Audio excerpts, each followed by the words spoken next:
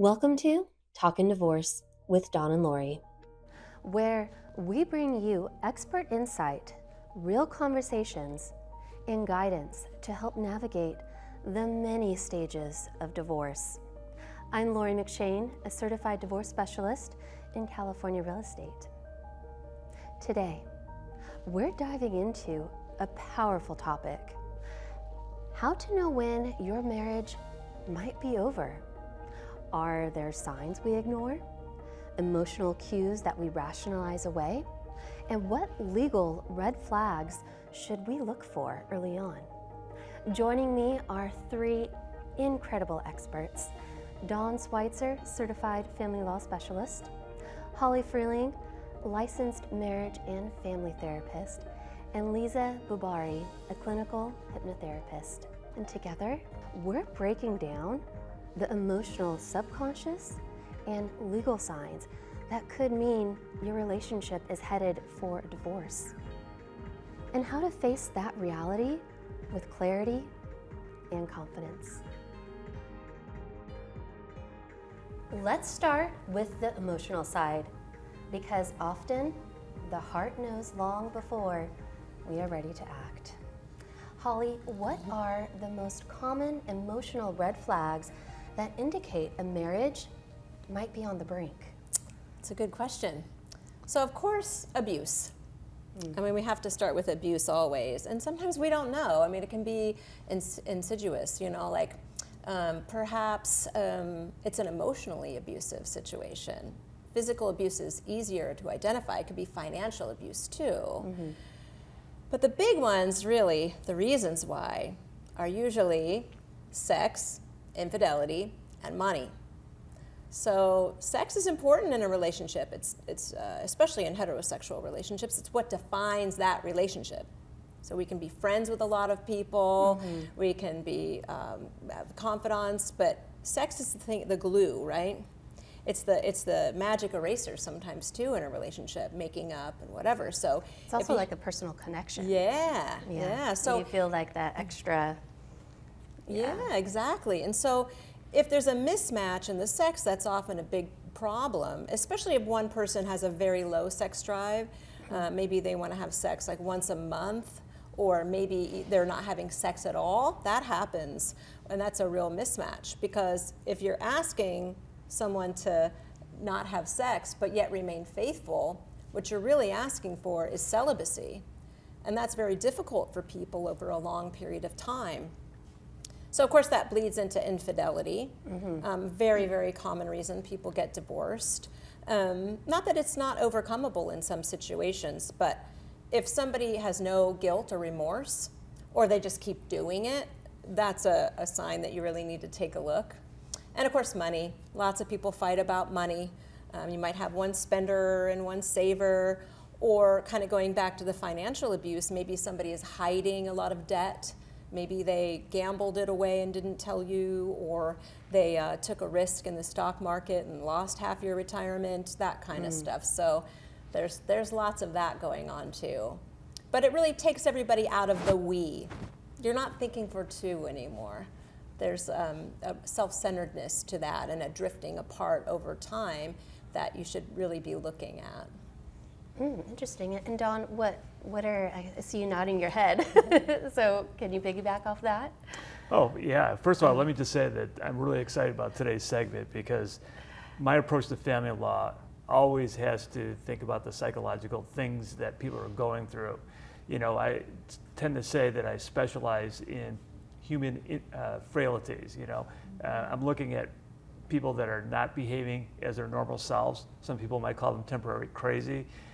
But going into a representation, I'm always looking at the underlying things that are causing people to act and do things that they normally wouldn't do. But if we're talking about what causes the breakups, I'm not an expert, but I can tell you that I see a lot of patterns. And one of the things that I do see is there's a lot of what has already been said. You have people that are unfaithful. That's a big one. And money is definitely a big problem. I see people getting really just angry when the other side's not cooperating or participating in the financial aspect of a marriage. I remember talking to one of my clients once, and she said, I married my husband right out of college, and he had so much promise, and I married him for that promise, and you know what? He didn't keep his promise, and so he was one who he didn't participate in any of the household chores. He didn't really take care of the kids in any way, and he wasn't contributing financially. I think there was a loss of respect, and I see that as a common pattern as well. And then, of course, what's already been said by Holly, by domestic abuse. I mean, there's a lot more of that than what people believe. It may not rise to the level of violence as much as people think, but there's certainly a lot of abuse. Either it's going to be coercion, there's going to be derogatory statements, all the time, just kind of wearing on people. So those are the things that I see, and like Holly said, is you can see these patterns, and a lot of times when the relationship's over with, it's over with. There is no chance of reconciliation. So those are just some of my beginning observations, when I'm with people. And Liza, when people come to you for help, what inner conflicts or avoidance patterns show up that signal that they've already checked out emotionally?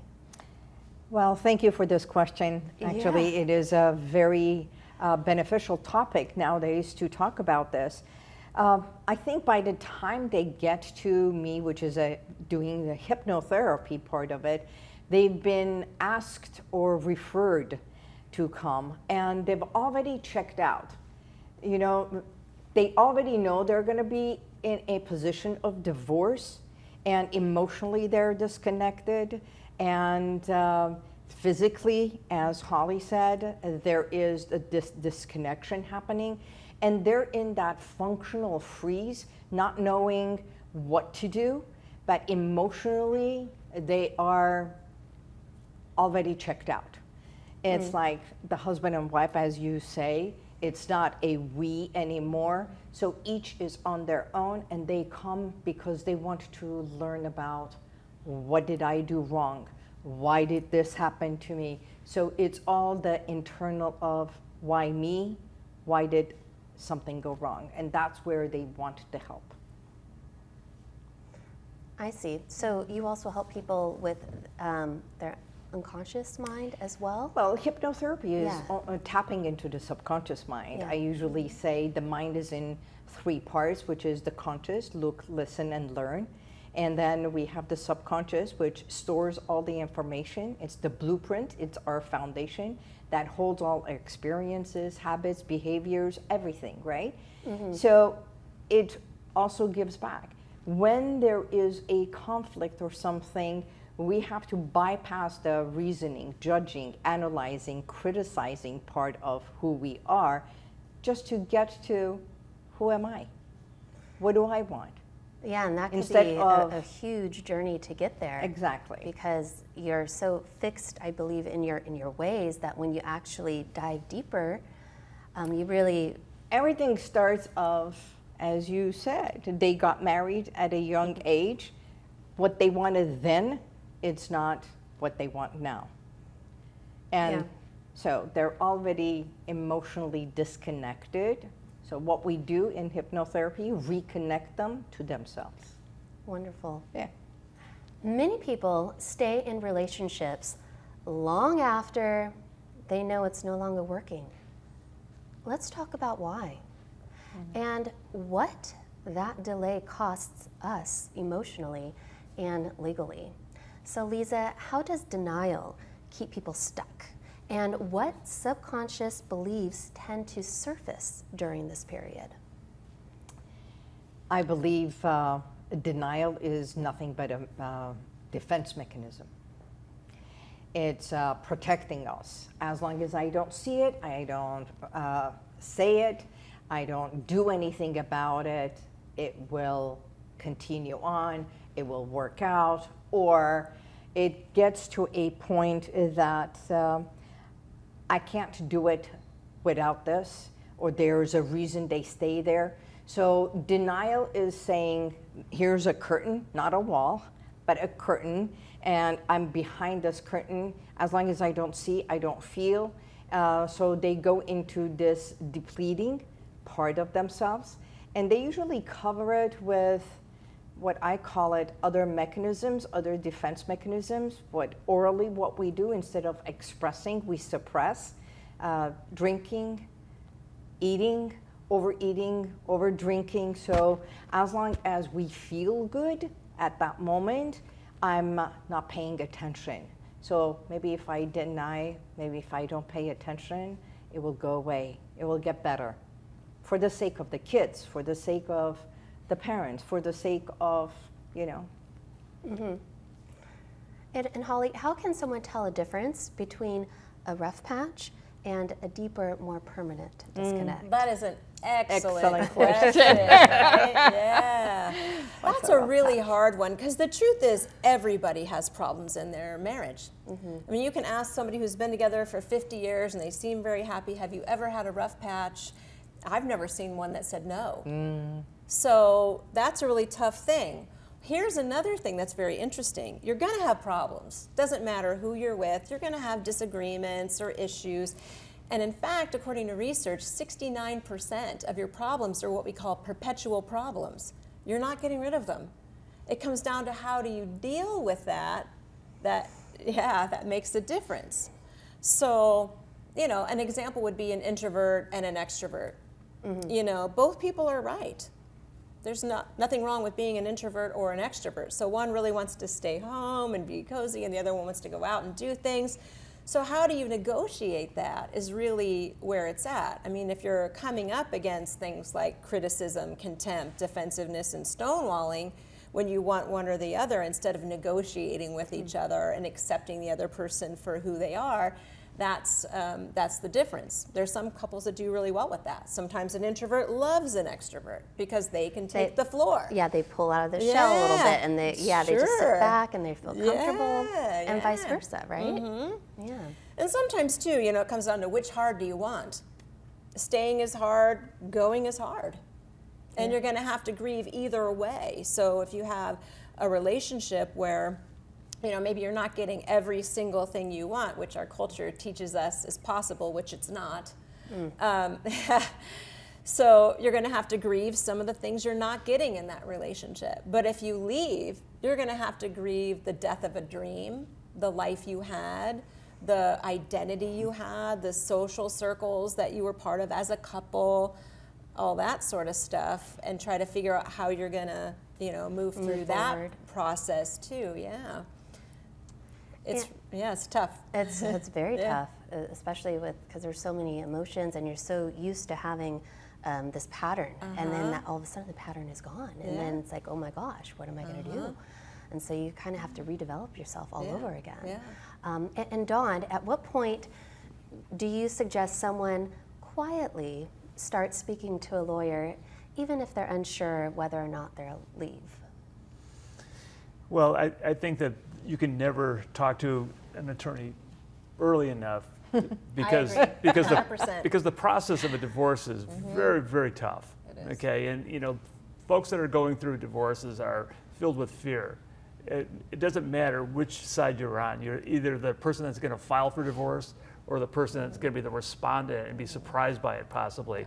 But no matter what, one person is in denial, wants to stay in, the other one's saying, hey, I want to get out. There's a lot of emotion and fear on both sides, and I think that to cut through some of that emotion so that you could get through it and make some good decisions, talking to an attorney about what it's going to look like, and being realistic. We've talked about this on some of these other segments about being realistic of what it's going to look like at the end, because the unknown is the scary part. I always think that people have this dream, they're in a marriage and they have their life all planned out, and then all of a sudden something happens and they're radically changing that, and they can't see the future, and that just scares them to death. And I think that that's the cause of a lot of the denial. When we see people that are not wanting to end the marriage, and the other person saying, hey, it's done, but it's not. And we see the patterns of behavior that come from that, such as trying to scare the other person into the relationship, back into the relationship. If we do this, you're not going to have any money. You do this, we are going to go through World War III and you're going to regret it. I mean, it's kind of crazy that this person you purport to love, that you're scaring them to try to stay with you. But we see that as one of the common, patterns. But it's all, I think, caused by fear. As Liza stated, I think people know when the marriage isn't working.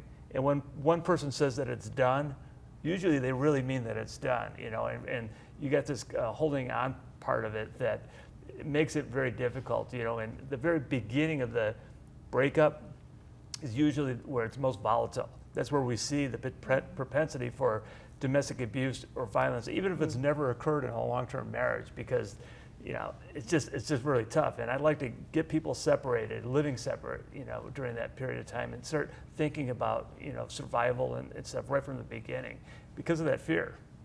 And one thing we often avoid talking about is how the children feel when their parents are silently struggling or they're staying together for their sake.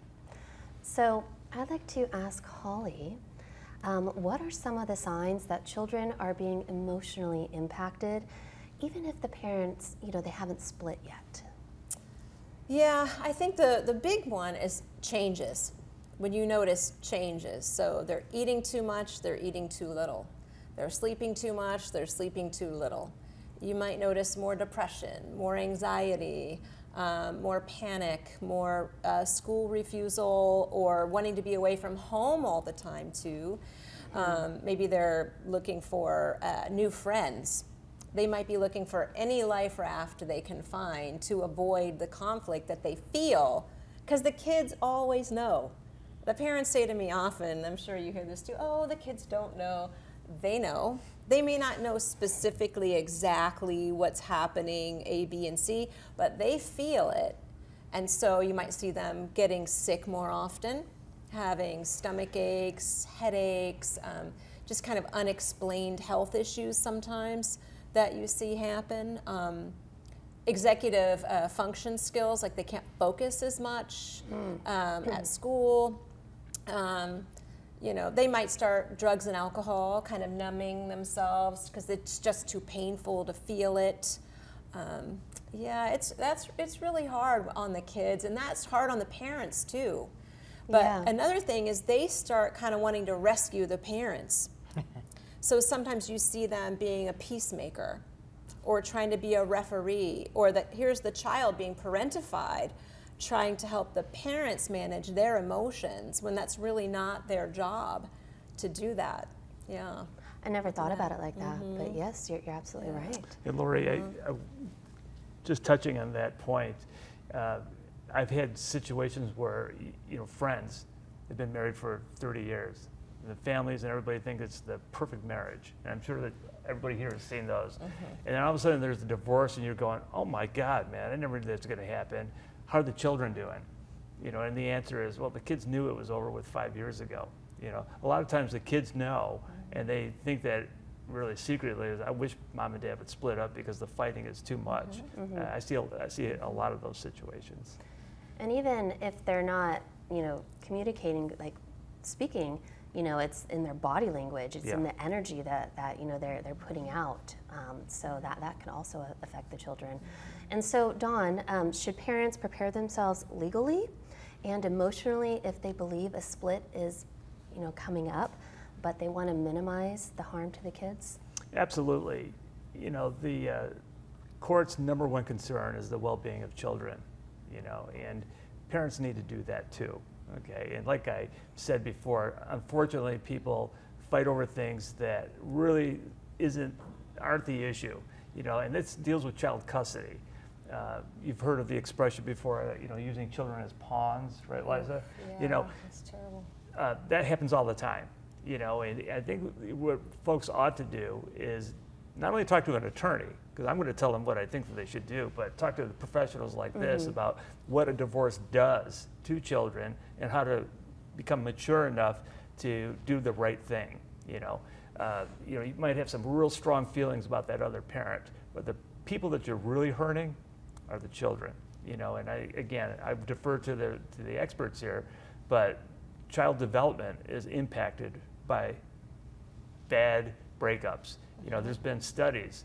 You know, there was one study that was over a 25-year period where they showed that children of divorces, in bad divorces, thrive less, you know, when they get to the adult stage. So, you know, I think that's the preparation I would want all of my clients to do, is to say, wait, can we be mature enough? Can we do it the right way for the sake of the kids? Even though it hurts, can you do that? Yeah, you have to put all your emotionals aside and just really focus on what's important, which is the children, and because obviously you want your children to thrive, especially in a world today that we're in. Yeah. So, and Liza, how can you help parents begin to let go of that guilt and shift into making an empowered decision for themselves and their children? Great question. Allow me to start by saying there was a client of mine who brought her 9-year-old for a hypnosis session. So this 9-year-old, the parents were separated. The father was already dating someone, okay? So what the situation was, the 9-year-old was still bedwetting.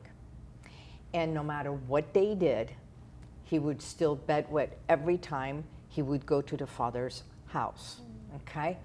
So it got to a point he would come, and the first night he would do the same thing at home, but not during the week. So every time it was a visitation, he would do that. It got to a point that the father's girlfriend did not know what else to do. They cleaned it, they punished, they rewarded, nothing worked. So in hypnosis, on the first session, he got to a relaxation. On the second session, when we're doing the therapy, suddenly he says, but I bring them together, because every time he would bring him home, he was bringing him home. And in his idea, I'm bringing mom and dad together, because they would sit in the kitchen and talk about him. They would have coffee or whatever, so they would spend time. And it was not fighting, it was how to resolve something. So in his mind, and what I did was empower him and say, you're already 9, you're a grown-up boy. Do you still want to do this? Because aren't you happy with daddy's house? Yes. Aren't you happy at home? Yes. Isn't it better to have 2 happy homes and you can be the man of the house here? The moment he accepted that, consciously and subconsciously, the body relaxed and he no longer had to do bedwetting, because there is no reason. See, children are like sponges, especially as little children. They see everything, they hear everything, they take it in. And when we, as parents, we look at the children, they're showing you everything that you need to know. So if it is guilt and everything, what do children really want? They just want your presence, they want hugs, they want love. Not about things you buy in order for them to be busy with, for you to manage yourself. Especially nowadays, all the technical stuff, they put it over there. Okay, you be busy over here while I'm functioning or I'm talking to someone else. So guilt is one of the things. What is it that you're guilty of? Just be present. What is happening between the parents? Okay, if it is a divorce, great. As a domestic abuse consultant, it's one of the things that when ladies come in and we start peeling away either their anxiety or their weight issues or their habits and everything, we realize, they realize, they're in this cycle that they are like a hamster's wheel, are afraid to come out because of the fears or feeling guilty, what would happen to my children. So children, just look at them. They'll give you all the answers. Yes. Well, Lori, one of the things that you said is, you know, or you asked about when people are preparing for the breakup and whether they should hang in there for the kids. I think that was part of one of your questions. A lot of people come in and they say, look, we have to stay together because the children need to live in this house, and I can't afford this house without him and stuff. And, you know, they become obsessed with the home, and they think that that is really what the children really need. You know, I was able to afford a nice home in Pasadena, and God forbid, those kids have to move somewhere else. And I think what Lisa just said really is very meaningful, because it's not about the house. It's not about the things you give them. It's not the house, it's the home. Here's one thing I can add. I have a client that is going through divorce right now and child custody issues. The 15-year-old daughter does not want to be with that, because he takes them to grandma's house and he's not always with them, so it's his turn, but it's grandma's house, and she just does not have a good relationship with grandma, so she doesn't want to go to grandma's, but the court will not allow her to stay with mom because it's his time. So I wish the courts would speak to the children more often. Yeah, maybe Molly could address this issue, is maybe try to explain why the courts do this, is that when a newborn to about maybe 1 year of age, I mean, there's just a complete understanding that there's not going to be like 50-50 custody. The child's going to be mostly with mom, and I believe that there's some science behind that decision. Personally, I think it depends on who's the warmer parent. Okay. Because we can look at an overarching sort of thing, and generally speaking, in our culture, it's the mother who's the caretaker. But I've absolutely seen cases where the father is the warm one, kind one, the caretaking one. You mean the nurturer? Yes. Okay. Exactly. So a lot of times that is, it's better. But generally speaking, let's go to the mother. This conversation was deep and necessary, whether you're in the beginning stages, or you're questioning your relationship, or you've been feeling stuck for a long time. Knowing the signs and having a support system matters. And thank you to our incredible guests for their insights today. And if this episode resonated with you, please subscribe and share Talkin Divorce with Don and Lori. with someone who needs to hear this. And we'll see you next time as we explore what life is like after divorce and what it really looks like, and how to rebuild with purpose.